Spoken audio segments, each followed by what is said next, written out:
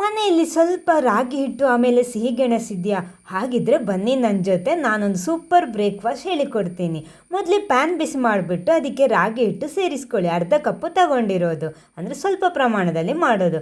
ಇದನ್ನು ನೋಡಿ ಈ ರೀತಿ ಹುರ್ಕೊಂಡ್ಬಿಟ್ಟು ಸೈಡಲ್ಲಿ ಇಟ್ಕೊಳ್ಳಿ. ಆಮೇಲೆ ಒಂದು ಮಿಕ್ಸಿಂಗ್ ಬೌಲಿಗೆ ಒಂದು ಸಿಹಿಗೆಣಸು, ಬೇಯಿಸಿರುವ ಸಿಹಿಗೆಣಸು ತಗೊಂಡ್ಬಿಟ್ಟು ಚೆನ್ನಾಗಿ ಸ್ಮ್ಯಾಶ್ ಮಾಡ್ಕೊಳ್ಳಿ. ಅದಕ್ಕೆ ಕೊತ್ತಂಬರಿ ಸೊಪ್ಪು, ಈರುಳ್ಳಿ, ಅರಿಶಿನ ಹುಡಿ, ಜೀರಿಗೆ ಹುಡಿ, ಕೊತ್ತಂಬರಿ ಹುಡಿ, ಆಮೇಲೆ ಖಾರ ನೋಡಿಕೊಂಡು ಮೆಣಸಿನ ಹುಡಿ ಹಾಕ್ಕೊಂಡ್ಬಿಟ್ಟು ಮಿಕ್ಸ್ ಮಾಡ್ಕೊಳ್ಳಿ. ಇನ್ನು ಎಕ್ಸ್ಟ್ರಾ ಸೊಪ್ಪೇನಾದರೂ ಇದ್ದರೆ, ತಿನ್ನುವಂಥ ಸೊಪ್ಪೇನಾದರೆ ಅದು ಕೂಡ ಸೇರಿಸ್ಬೋದು. ನಿಮ್ಮ ಫೇವ್ರೇಟ್ ಆಗಿರೋ ವೆಜಿಟೇಬಲ್ಸ್ ಕೂಡ ಹಾಕ್ಬೋದು ಇದಕ್ಕೆ, ಆಯಿತಾ.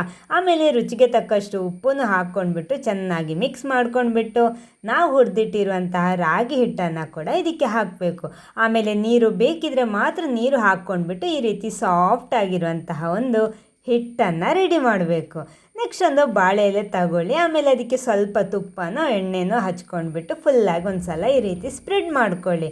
ಆಮೇಲೆ ನಾವು ರೆಡಿ ಮಾಡಿಟ್ಟಿರುವ ಹಿಟ್ಟನ್ನು ಬಾಳೆ ಎಲೆಯಲ್ಲಿ ಹಾಕ್ಕೊಂಡ್ಬಿಟ್ಟು ಚೆನ್ನಾಗಿ ತಟ್ಟಬೇಕು.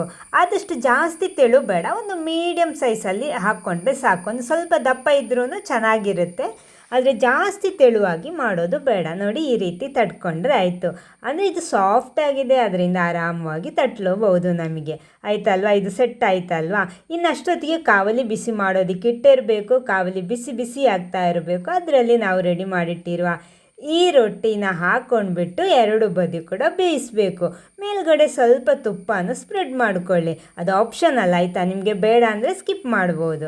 ನೋಡಿ ಈ ರೀತಿ ಎರಡು ಬದಿ ಕೂಡ ಬೇಯಿಸಿಬಿಟ್ರೆ ಒಂದು ಸಖತ್ತಾಗಿರುವ ಹೆಲ್ದಿಯಾಗಿರುವ ರಾಗಿ ಮತ್ತು ಸಿಹಿಗೆಣಸಿನ ರೊಟ್ಟಿ ರೆಡಿ ಆಗುತ್ತೆ. ಇದಕ್ಕೆ ಚಟ್ನಿ ಆ ರೀತಿ ಏನು ಬೇಡ, ಹಾಗೆ ತಿನ್ಬೋದು. ಬೇಕು ಅಂತ ಇದ್ದರೆ ಸರ್ವ್ ಮಾಡ್ಬೋದು, ಆಯಿತಾ.